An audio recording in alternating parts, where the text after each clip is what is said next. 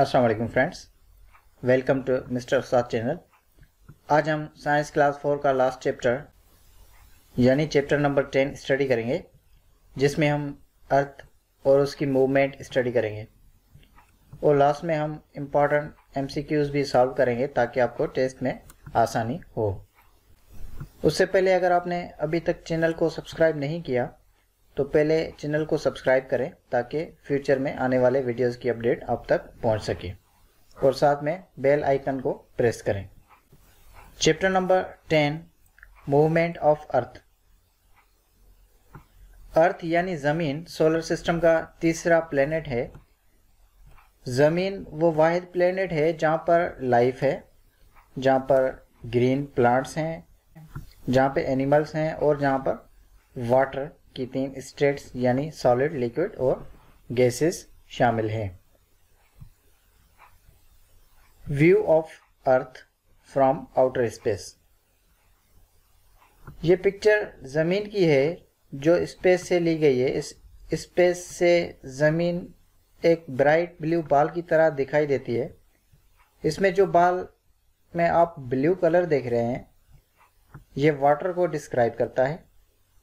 White colour clouds और Antarctica की ice को डिस्क्राइब करता है, जबकि ब्राउनिश कलर लैंड को डिस्क्राइब करता है। Shape of earth. ज़मीन हमें यूं तो फ्लैट दिखाई देती है, पर असल में इसका शेप स्फेरिकल होता है।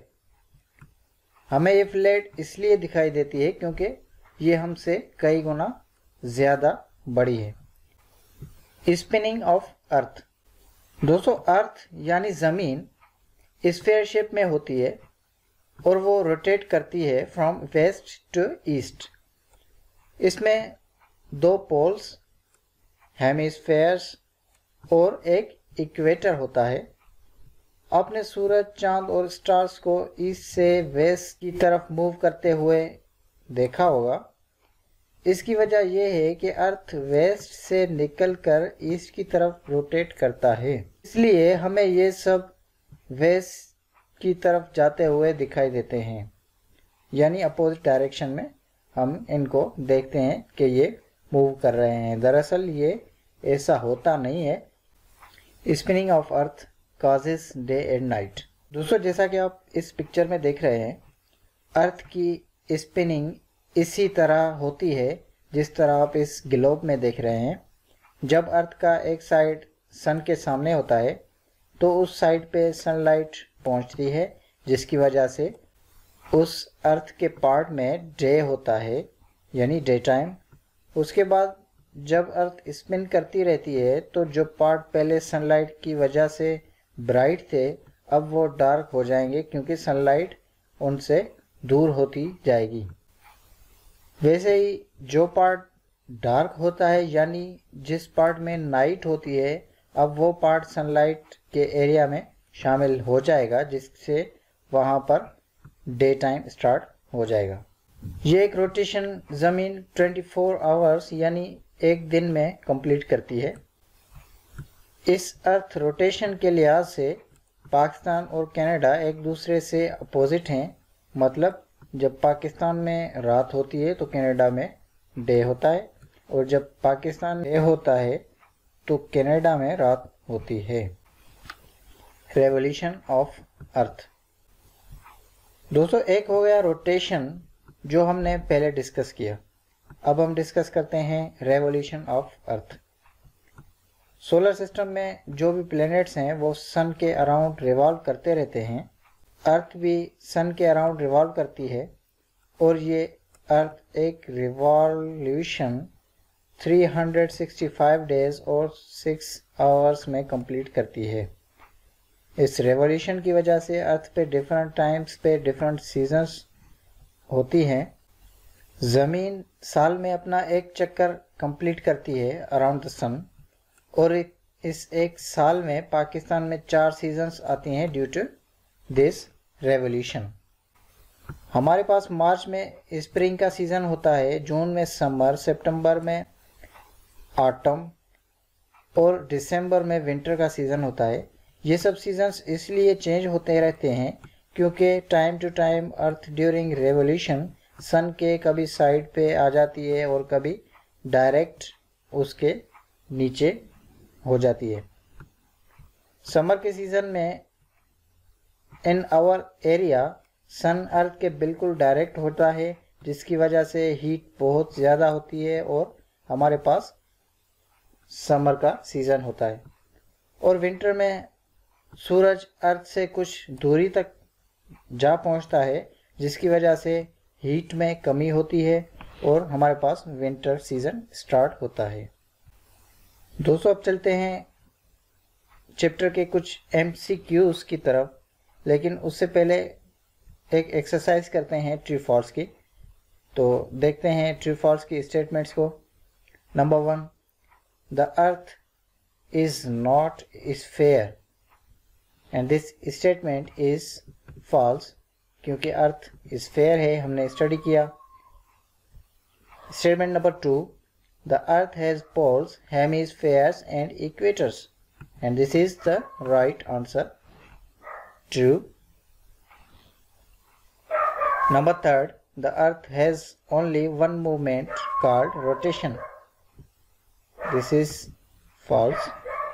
Statement number 4, rotation takes 1 year and 6 hours to complete.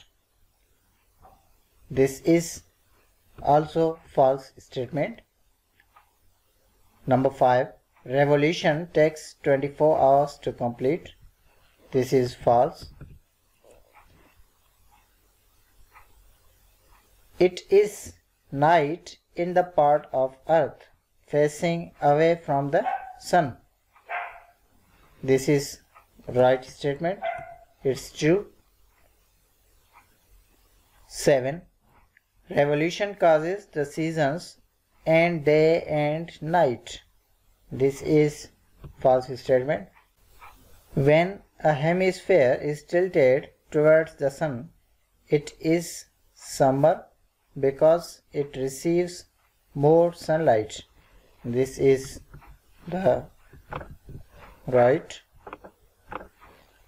On 21st or 22nd March, length of the day and night becomes equal for the southern and northern hemispheres, and this statement is true.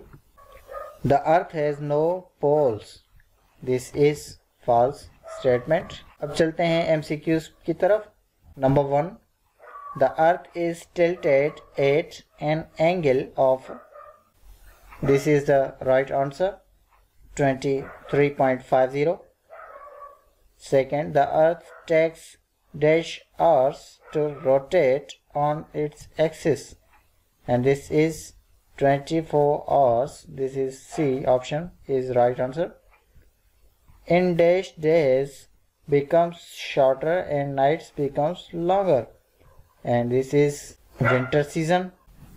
Number 4, in dash days become longer and nights become shorter, and this is summer season. Option C. Option C is the right answer. Question number 5, the orbit of Earth in an elongated circle is called, this is ellipse. Question number 6, the Earth takes dash to revolve around the sun, is option D, 365 days and 6 hours. Question number 7, the Earth axis is an imaginary line, option A. This is the right answer. Question 8, in that half of Earth which is facing the sun, there is, option C, day. This is the right answer. Question number 9, the Earth is rotating constantly and in direction, same direction. This is right answer. दोस्तों, इसी के साथ science class 4 complete हुआ। अगर आप channel में new हैं तो रिमेनिंग वीडियोस आप चैनल में देख सकते हैं। इंशाल्लाह नेक्स्ट लेक्चर में हम साइंस क्लास 5 स्टार्ट करेंगे। तब तक के लिए इजाज़त। अल्लाह हाफिज़।